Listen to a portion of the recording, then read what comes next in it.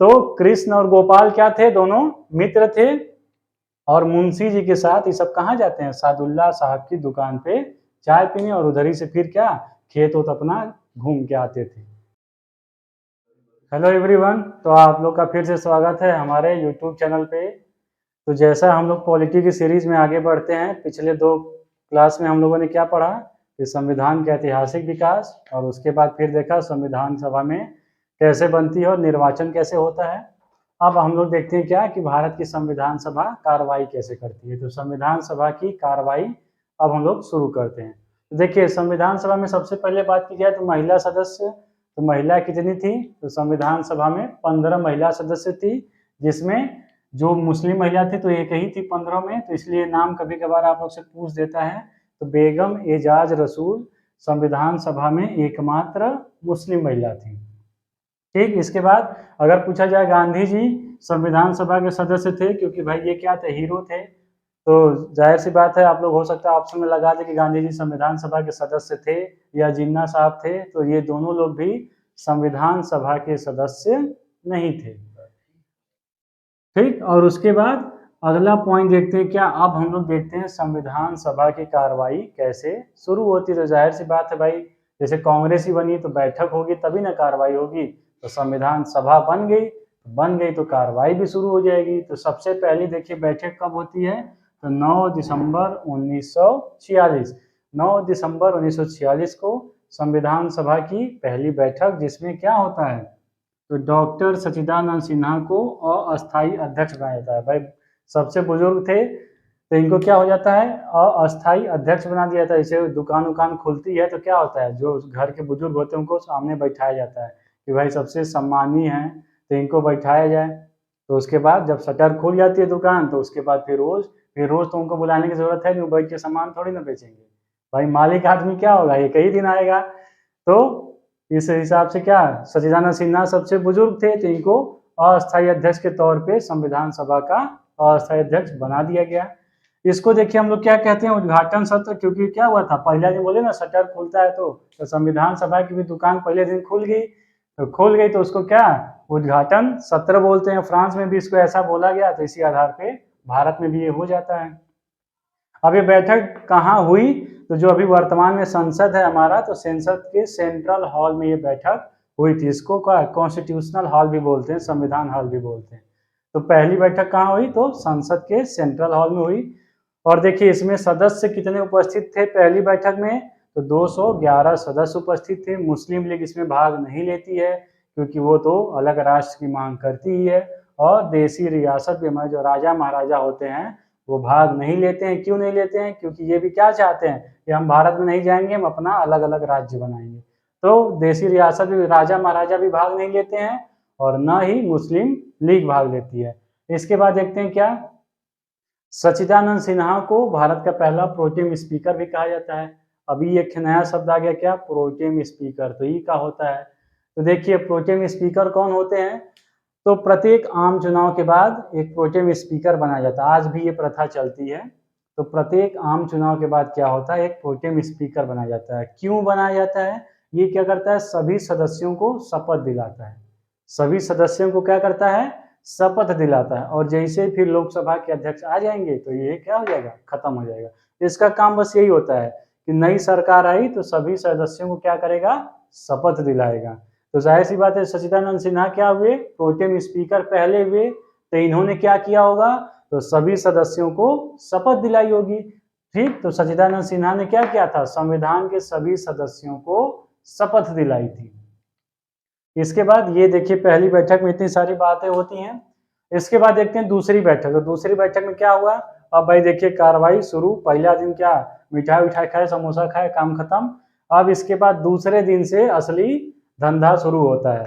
तो दूसरे दिन देखिए संविधान सभा क्या होता है, दूसरी बैठक कराई जाती है।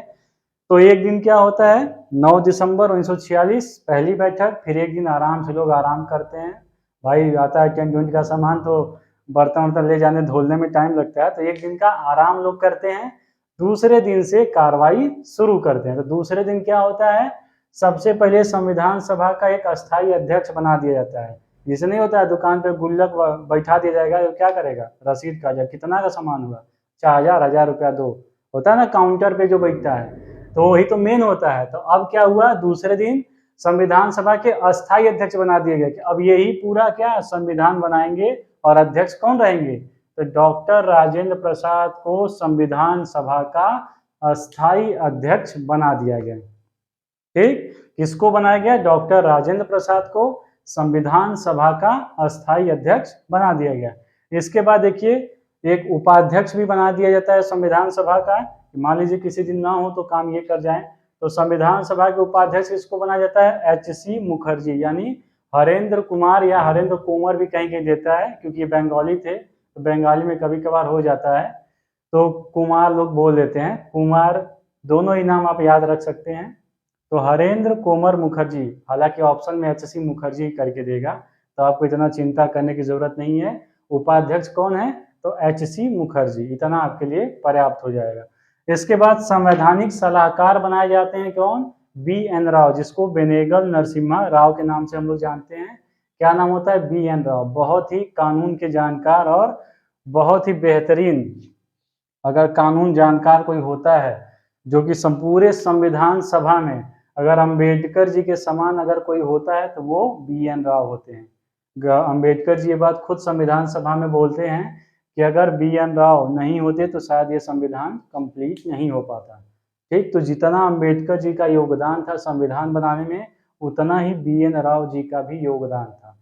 ठीक, तो इनका पूरा नाम क्या है, बेनेगल नरसिम्हा राव। यही पहले व्यक्ति हैं, पहले भारतीय, जिनको इंटरनेशनल कोर्ट ऑफ जस्टिस यानी अंतर्राष्ट्रीय न्यायालय में शामिल किया गया था।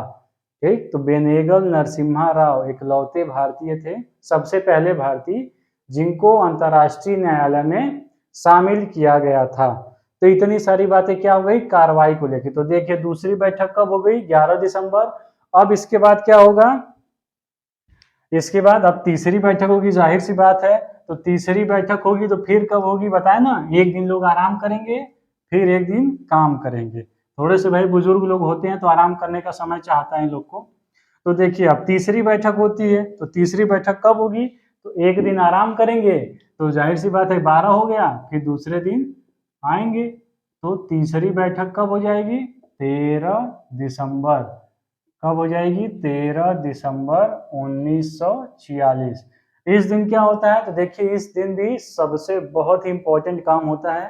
क्या होता है, हमारे जो होते हैं क्या जवाहरलाल नेहरू साहब, जो जवाहरलाल नेहरू जी होते हैं वो क्या करते हैं, उद्देश्य प्रस्ताव प्रस्तुत करते हैं। क्या प्रस्तुत करते हैं, उद्देश्य प्रस्ताव। संविधान में, संविधान सभा में क्या करते हैं, तीसरी बैठक में जवाहरलाल नेहरू 13 दिसंबर 1946 को उद्देश्य प्रस्ताव प्रस्तुत करते हैं, जो कि पास कब होता है, ये देखिए दोनों क्वेश्चन बड़ा इंपॉर्टेंट है कि प्रस्तुत कब किया गया, तो तीसरी बैठक में। पास कब होता है, तो 22 जनवरी 1947। कब होता है, 22 जनवरी 1947। और इसको क्या उद्देशिका, उद्देशिका के रूप में संविधान में शामिल कर लिया जाता है, जिसको कि हम क्या कहते हैं, प्रस्तावना कहते हैं। ठीक, तो इसको यही देखिए हमारी प्रस्तावना है, जो जवाहरलाल नेहरू ने उद्देश्य प्रस्ताव प्रस्तुत किया, इसी को उद्देशिका कहते हैं। आगे चल के यही क्या हो जाता है, प्रस्तावना हो जाता है। इसके बाद देखिए आगे क्या होता है, प्रस्तावना बनकर तैयार हो गया, पहले ही पेज पे क्या है, प्रस्तावना है। हम भारत के लोग, भारत को संप्रभुत्व संपन्न, ये जो बातें लिखी गई हैं ये कहाँ है, तो प्रस्तावना में ही है, यही में लिखा गया है। प्रस्तावना में ही लिखा गया है कि भारत का संविधान कब अंगीकृत, अधिनियमित, आत्मार्पित किया जाएगा। तो ये कहाँ लिखा गया है, प्रस्तावना में। प्रस्तावना में ही लिखा गया है कि हमारा जो संविधान का स्रोत क्या है, तो स्रोत क्या है, तो हम लोग हैं, यानी भारत की जनता है। शासन की प्रकृति कैसी है, शासन के उद्देश्य क्या है, ये सारी बातें किसमें लिखी है, यही प्रस्तावना। बहुत बेहतरीन है, इसको हम लोग आगे पढ़ा जाएगा। अभी तीसरी बैठक होगी, इसके बाद देखिए क्या होता है, बी.एन. राव जो हमारे होते हैं, कौन, बी.एन. राव, ये क्या करते हैं, लगभग 60 देशों का संविधान लाकर देते हैं। 60 देशों का संविधान ये संविधान सभा में प्रस्तुत करते हैं। 60 देशों का संविधान ला कर देते हैं। और हमारा संविधान क्या है, समितियों के द्वारा ही बनाया जा रहा था। लगभग 22 समितियां थी जो संविधान निर्माण कर रही थी। तो हम सारी समितियों को तो नहीं पढ़ेंगे, हालांकि सबके अध्यक्ष के नाम हम लोग जान लेंगे, वो एक वीडियो अलग से बना देंगे समिति के कौन कौन अध्यक्ष थे। लेकिन हमें एक समिति पढ़नी पड़ेगी जिसका नाम क्या होगा, प्रारूप समिति। क्या नाम होगा, प्रारूप समिति। इससे क्वेश्चन बहुत पूछते हैं, लगातार पूछे जाते हैं, जिसे क्या कहते हैं, ड्राफ्ट कमेटी। इसी को कहते हैं ड्राफ्ट कमेटी, यानी क्या, प्रारूप समिति इसी को कहते हैं। तो यहाँ तक ये बात कौन सी थी, तो हमारा पहली बैठक कब हुई, तो किसने किया अध्यक्षता, तो अस्थायी अध्यक्ष बना दिए गए सच्चिदानंद सिन्हा, उसी को उद्घाटन सत्र कहते हैं। ठीक, इसके अलावा सच्चिदानंद सिन्हा को प्रोटेम स्पीकर भी बनाया गया। प्रोटेम स्पीकर का काम क्या होता है, तो प्रत्येक सदस्यों को शपथ दिलाना। वर्तमान में भी बनते हैं, ऐसा पूछ दिया जाए कि वर्तमान में है कि नहीं, तो है।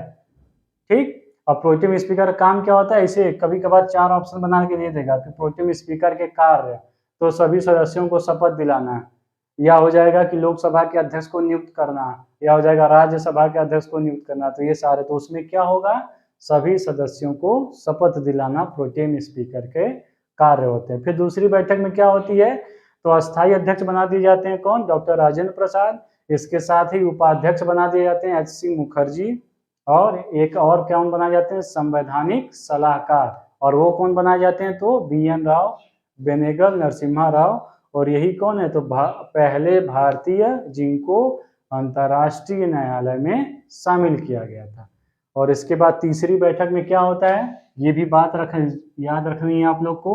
तीसरी बैठक में जवाहरलाल नेहरू क्या करते हैं, उद्देश्य प्रस्ताव प्रस्तुत करते हैं, जो पास कब होता है, तो 22 जनवरी 1947, और इसी को हम लोग क्या करते हैं, उद्देशिका या प्रस्तावना के नाम से जानते हैं। अब इसके बाद हम लोग अगले टर्म में प्रारूप समिति के बारे में जाना जाएगा, जिसमें 29 अगस्त 1947 की स्थापना हुई। तो अगला टर्म हम लोग प्रारूप समिति को देखते हैं। देखिए, प्रारूप समिति, इसी को क्या मसौदा समिति भी कहते हैं, या ड्राफ्ट कमेटी। एग्जाम में देखेंगे आप लोग ड्राफ्ट कमेटी आए सिंपल ही सा, तो वही सही है। इंग्लिश थोड़ा अगर लेके चले तो, बाकी हिंदी में प्रारूप समिति या मसौदा समिति। सबसे पहले देखते हैं भाई कि कोई भी समिति बनाई जाती है तो कुछ ना कुछ उसके उद्देश्य होते हैं। तो प्रारूप समिति के क्या उद्देश्य थे, तो इसके उद्देश्य क्या था कि जो भी समितियां संविधान बना रही थी उन सबकी क्या जांच करना कि ये भारत के जनता के अनुसार है या नहीं। ठीक, तो प्रारूप समिति का उद्देश्य क्या था, तो जितने भी समितियां संविधान निर्माण कर रही थी उन सब की जांच करना कि ये क्या जनता के अनुसार है या नहीं, भारत के लोगों के अनुसार है या नहीं, क्योंकि जनता के अनुसार नहीं रहेगा तो मतलब क्या है इसका। और ये देखा जाए इसका गठन कब हुआ, तो गठन हुआ 29 अगस्त 1947।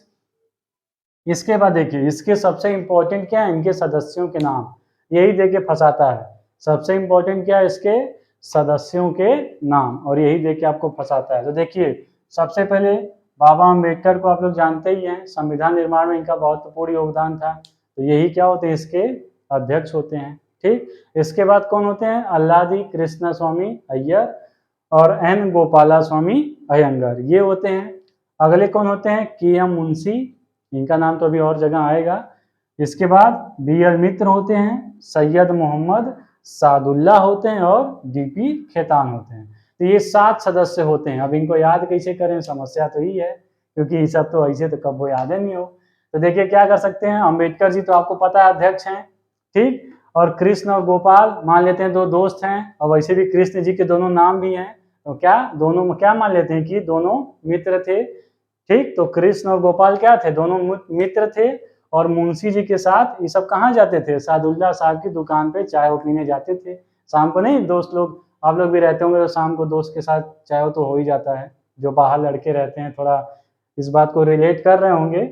तो कृष्ण और गोपाल क्या थे, दोनों मित्र थे, और मुंशी जी के साथ ये सब कहाँ जाते हैं, सादुल्ला साहब की दुकान पे चाय पीने, और उधर ही से फिर क्या खेत वोत अपना घूम के आते थे। ठीक, तो यहाँ से क्या हो जाएगा, DP खेतान। ठीक, कृष्ण और गोपाल क्या थे, दोनों मित्र थे, और उसके बाद मुंशी जी के साथ सादुल्ला साहब की चाय दुकान पे चाय पीते थे, और फिर उधर से पूरा भ्रमण करते खेत वोत घूमते आते थे। तो खेत से क्या हो जाएगा, डीपी खेतान। लेकिन देखिए यहाँ समस्या कब हो जाती है, जब इन सातों के अलावा पूछ दे कि किसने इस्तीफा दे दिया, तो जाहिर सी बात है, देखिए जब दोस्ती टूट गई किसकी, कृष्ण और गोपाल की, जब दोस्ती टूट गई तो क्या होगा, ये सब फिर खेत वेत में घूमना बंद कर दिए। तो देखिए तब ये भी, इनका भी काम खत्म हो जाएगा और इनका भी काम खत्म हो जाएगा। जब मित्रता टूट गई तो आप खेत में जाएंगे, नहीं जाएंगे, तो देखिए खेतान की भी मृत्यु हो जाती है और मित्रता भी टूट जाती है। तो मित्र गए तो मित्र की जगह कौन आ गए, तो एक और कृष्ण जी के अवतार आ जाते हैं, कौन, माधव। कृष्ण जी का नाम है ना माधव, तो माधव राव आ जाते हैं। ठीक, कृष्ण जी की जगह अब बीएल मित्र की जगह कौन आ जाते हैं, एम माधव राव। मित्र जी क्या इस्तीफा दे देते हैं और टीपी खेतान की क्या हो जाती है, मृत्यु हो जाती है। डीपी खेतान की क्या हो जाती है, मृत्यु। तो इनकी जगह कौन कौन आते हैं, तो टीटी कृष्णामाचारी किसकी जगह आ जाएंगे, डीपी खेतान की जगह। तो ये हो गए क्या, सातों सदस्य। अब मुझे शायद लगता है कि थोड़ा सा आसानी हो जाएगा याद करने के लिए। 7 सदस्य आप याद रखिएगा, एग्जाम में बहुत बार पूछते हैं। ठीक, इसके बाद देखते हैं प्रारूप समिति क्या है। इसका काम ही था, जो संविधान बन रहा था उसकी जांच करना कि भारत के लोगों के अनुसार है या नहीं। इस जांच के लिए वो 6 माह का टाइम लेती है और 6 माह में लगभग 141 बैठकें करते हैं कौन, प्रारूप समिति के सदस्य। और इस बात की जांच करते हैं कि देखा भाई संविधान कैसे प्रारूप समय ये अनुसार है या नहीं भारत की जनता के, नहीं है तो उसको उस अनुसार बनाया जाए। ठीक, तो प्रारूप समिति ने क्या किया, सारा कुछ करने के बाद फरवरी 1948 में क्या करती है, जनता के समक्ष संविधान को रखती है हल। क्योंकि मुद्दा क्या था, सबसे इंपॉर्टेंट बात तो यही थी कि जनता के अनुसार हो, तो जनता से तो पूछना जरूरी था ही। तो प्रारूप समिति क्या करती है, जितने संशोधन जो भी करना होता है सब कुछ करके जनता के सामने फरवरी 1948 में संविधान को रख देती है और उनको 8 माह का समय देती है कि अब 8 माह लीजिए, आराम से देखिए, जो भी कुछ संशोधन करना हो आप बताइए। ठीक, तो 8 माह बाद यानी अक्टूबर, 8 माह फरवरी दूसरा महीना है, 8 माह का 10वां महीना आ जाएगा अक्टूबर। तो अक्टूबर 1948 में क्या होता है, फिर वापस प्रारूप समिति के पास संविधान आ जाता है। तो अब इसके बाद क्या होता है, ये लोग इसको संविधान सभा में सौंप देते हैं। तो अब इसके लिए क्या होता है, संविधान सभा में 3 वाचन कराए जाते हैं। जो प्रारूप समिति के पास अब जनता के द्वारा संविधान आ गया था, तो उसमें क्या होता है कि 3 वाचन कराए जाते हैं। ठीक, तो अब हम लोग उन तीनों वाचन को देख लेते हैं। तो तीनों वाचन, बहुत बार ये भी पूछा जाता है कि पहला वाचन कब हुआ था या सबसे लंबा कौन सा वाचन गया था। तो ये तीनों वाचन अब हम लोग देखते हैं। तो देखिए पहला वाचन कब हुआ, तो देखिए 48 में तो आ ही गया था, अक्टूबर 1948। तो अब क्या होगा, पहला वाचन 5 नवंबर से 9 नवंबर 1948 में शुरू होता है। अक्टूबर में तो आया ही और अगले महीने ही ये काम शुरू हो जाता है। तो देखिए 3 वाचन कराए जाते हैं संविधान सभा में, 3 वाचन। पहला कौन सा होता है, दूसरा और तीसरा हम लोग देखेंगे। तो जो पहला होता है, पहला वाचन, ये कब कब होता है, तो 5 नवंबर 1948 से 9 नवंबर 1948, ये क्या होता है पहला। ठीक, आप अक्टूबर आ ही गया तो अक्टूबर के बाद नवंबर में शुरू हो जाता है। आप बस कहानी रिलेट करते चलिए कि जनता अक्टूबर में दे देती है, नवंबर में संविधान सभा वाचन कराती है। इसके बाद देखिए 9, इसमें 6 जोड़ देंगे, 9 का उल्टा क्या होता है 6, और 6 इसमें जोड़ देंगे तो सीधे क्या ऐसा आ जाएगा 15। तो 15 नवंबर 1948 से 17 अक्टूबर 1949 तक ये क्या चलता है, दूसरा वाचन। ये क्या चल गया, दूसरा वाचन। और तीसरा कौन सा चलता है, तो 14 नवंबर 1949 से 26 नवंबर 1949। अब ये डेट मिलते ही कई लोग के चेहरे पे मुस्कान आ गई होगी कि अब लग रहा है पहुंच गए हैं वहां तक। ठीक, तो देखिए 3 वाचन करा दिया गया। पहला बस 4 ही दिन, 5 से 9 नवंबर, और यही 9 में उल्टा कर देता है 6 हो जाता है और 6 को जोड़ देंगे तो 15। तो 15 नवंबर से 17 अक्टूबर, बस यही करना है। यही क्या, देखिए लगभग 1 साल हो गया। तो सर्वाधिक लंबा कौन सा चल गया, सर्वाधिक लंबा वाचन दूसरा वाला हो गया, ठीक। और तीसरा वाचन 14 नवंबर से 26 नवंबर। अब यही क्या है, 26 नवंबर 1949 को हमारा संविधान बनकर तैयार हो जाता है। तो जब 26 नवंबर 1949 को बनकर तैयार हो गया, लेकिन लागू कब होता है, तो 26 जनवरी 1950। तो अब इसके पीछे की कहानी क्या है, तो ये थोड़ा सा सस्पेंस बनाते हैं और इसको अगले टर्म में जानने की कोशिश करेंगे कि जब बन जाता है 26 नवंबर को तो लागू क्यों होता है 26 जनवरी को। तब तक आप लोग इसका नोट्स बनाइए, कोई समस्या कमेंट करिए, ठीक। और हम लोग के साथ बने रहिए। धन्यवाद।